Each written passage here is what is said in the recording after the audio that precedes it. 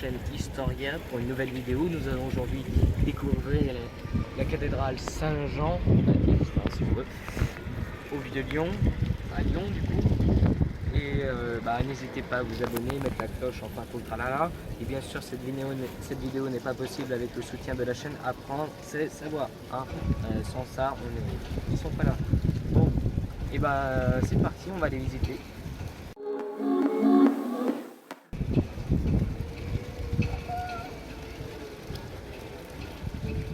Oh là là, encore un mec qui sort de sa machine à voyager dans le temps, ce que je vois. Oui, je suis un honnête tailleur de pierre qui vient tout droit du Moyen-Âge. C'est moi qui ai construit ça, enfin entre autres, pas tout seul. Sérieux, pourquoi on a toujours des mecs chelous qui viennent nous faire des visites? Sérieusement là. Je suis pas bizarre moi. Non, voilà, vous avez bien raison. On va faire quoi visiter? Allez, c'est par là. Sans marteau, hein. Sans tout le marteau.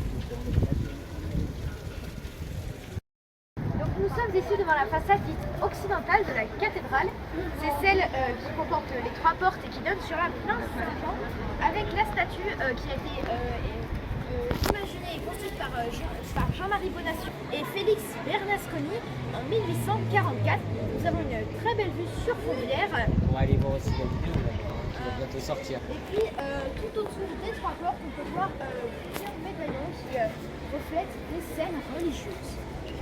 Maintenant, maintenant, je te propose d'aller de ce côté-là.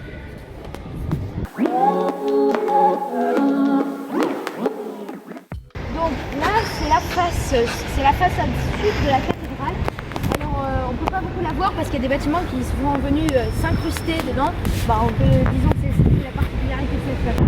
Donc ici, c'est la face appelée chevet de la cathédrale. Alors, c'est le derrière de la cathédrale. Il est de construction romane, donc il ne possède pas d'arc-boutant. Et l'arrondi de tout l'arrondi est composé de trois parties distinctes. La partie basse, on ne voit pas beaucoup avec des vitraux assez larges et assez longs, appelés lancettes. Une partie au-dessus avec des arcs de pierre. Et pour finir en haut, d'autres vitraux. Donc nous sommes ici dans un ancien sanctuaire romain. Cet endroit, ce muret servait peut-être, on ne sait pas exactement à quoi, mais peut-être à empêcher les crues de la Saône d'atteindre le sanctuaire que nous allons voir juste ici. Donc voilà ce fameux sanctuaire, enfin du moins ce qu'il en reste, parce que bon, c'est comme les théâtres romains de Fourvière, il n'en reste pas grand-chose. Alors, on va revenir à le temps et concentrons-nous sur la façade nord de la cathédrale. Alors, c'est la façade qui est donc opposée à celle qui était encastrée dans les bâtiments. Elle est typique entre guillemets, mais vous pouvez voir là-bas des petits trous dans les murs qui à l'origine c'était là-dedans qu'on encastrait les échafaudages qui étaient en bois pour qu'ils tiennent, parce que vu que c'était en bois sinon tout allait tomber par terre, voilà. Et donc on les a pas bouchés en vue d'éventuels travaux qui pouvaient suivre. Donc maintenant on a fait le tour de la cathédrale, je te propose d'aller à l'intérieur.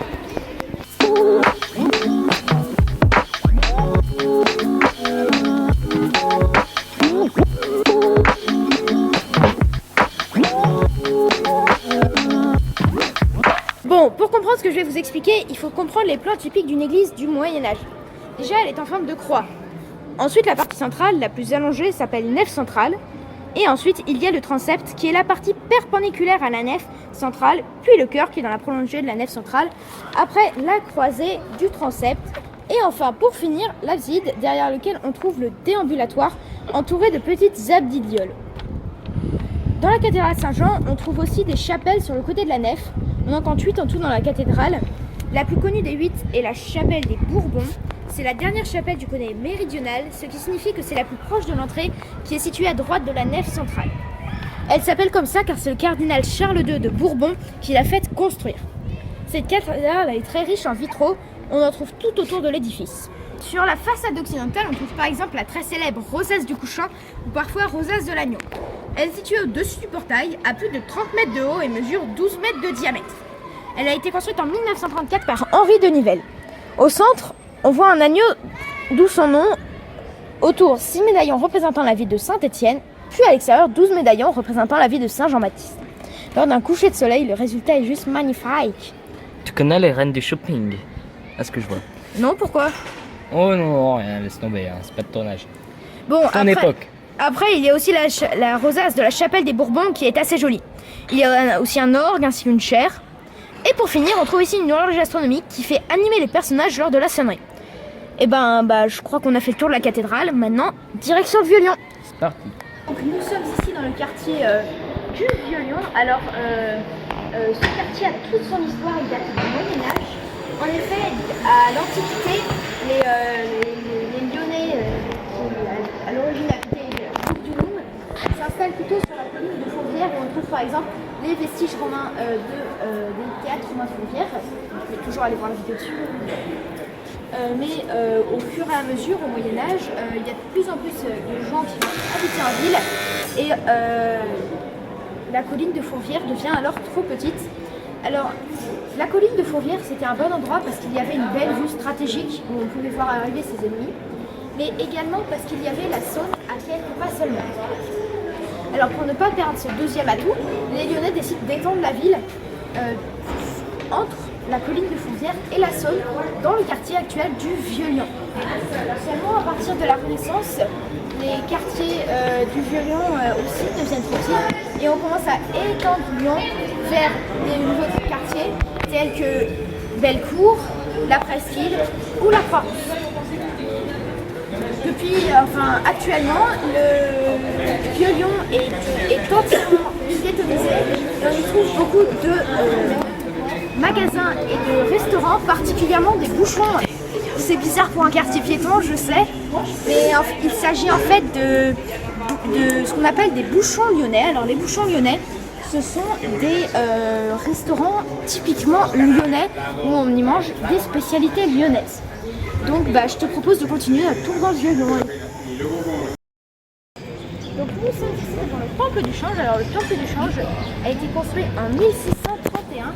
À l'origine, c'était un bâtiment qui a été construit pour la fonction, pour l'économie. C'était un bâtiment de bourse. Mais aujourd'hui, il a été transformé en église protestante. Et maintenant, la visite est par là. Donc nous sommes ici, juste devant la porte du musée Gadagne. Alors le musée Gadagne comporte deux musées, le musée des histoires des arts et de la marionnette et le musée d'histoire de Lyon. C'est pas pour ça qu'on est venu là, c'est pour admirer ces jolies cours. Malheureusement aujourd'hui c'est fermé, alors je vous mets sur votre écran une image de la cour. Comme vous pouvez le voir, elle est assez jolie. Et nous on va continuer notre visite. Allez, c'est parti.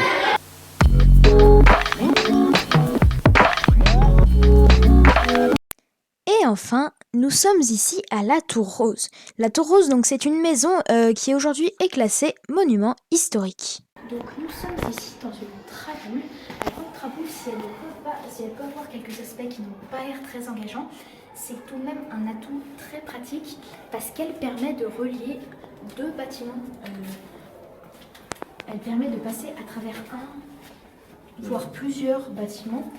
Ce qui permet de ne pas passer par les rues si jamais elles se trouvent trop loin. Alors, celle-là, c'est la plus grande de Lyon. Et les traboules, à Lyon, on en compte plus de 500, avec souvent qui sont souvent reliées entre des cours d'immeubles comme celle-ci. Voilà, donc ça permet, et là, un premier passage, et puis là-bas, la traboule va continuer. Donc les traboules sont à Lyon on compte environ 500 traboules qui sont réparties principalement sur trois quartiers. Le quartier du Vieux-Lyon où nous trouvons, le quartier de la Presqu'île et le quartier de la Croix-Rousse. Comme vous pouvez le voir, ce sont des quartiers qui se sont beaucoup développés au Moyen-Âge et à la Renaissance. Donc ici, c'est la plus longue traboule que l'on trouve à Lyon. Elle est assez longue et encore, on ne l'a pas encore finie. Alors merci de m'avoir fait visiter Saint-Jean. Merci aussi. Enfin, moi je voudrais plus particulièrement ceux qui ont regardé cette vidéo et qui se sont abonnés. Parce que si vous faites partie des 17% qui regardent cette vidéo mais qui ne sont pas encore abonnés à la chaîne, c'est le moment de changer. C'est qui ça ton époque, ce logiciel là? YouTube? Oui, j'avais une chaîne YouTube, comment t'as dit à de ça?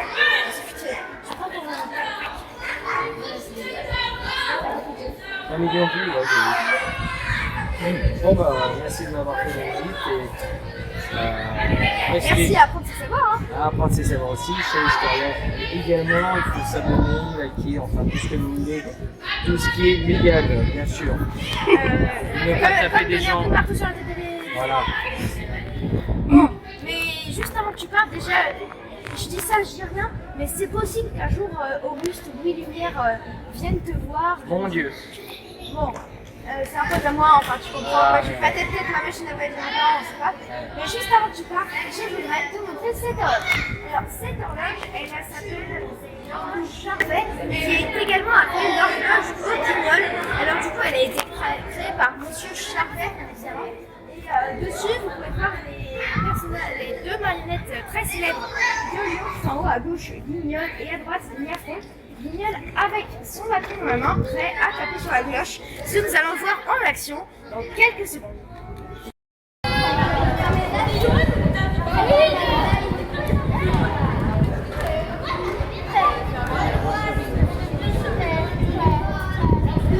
Ça tourne, hein. Mais je pense qu'il faut que tu t'approches encore un peu parce que ce qui est important, c'est ce qui se passe dedans là. Il faut juste qu'on voit la trappe noire. Parce que dedans, il y a le conjoncteur.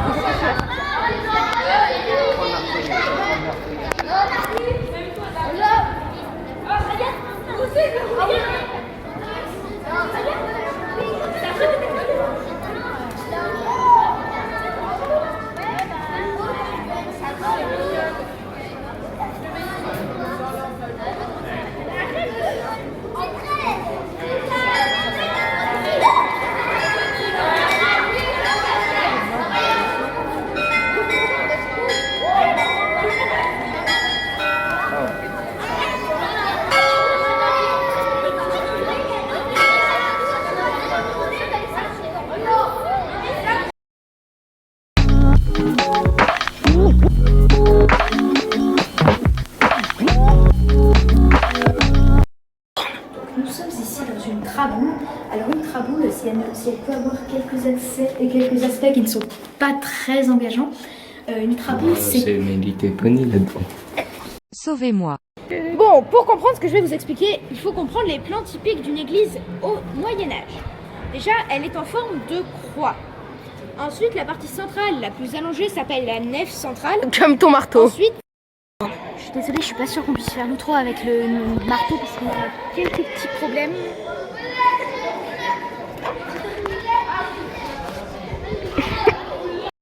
Tourne. Une église protestante.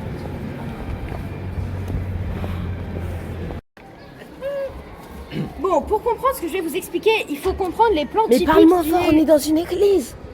Nous avons une église là. Tourne. Donc voilà ce fameux sanctuaire, enfin du moins ce qu'il en reste. Sanctuaire à pigeons. Revenons à nous. Oh non, pas elle. De la Saône, d'atteindre le sanctuaire que nous allons voir juste ici. Bon là je coupe en montage, hein. Parce qu'ailleurs de suite.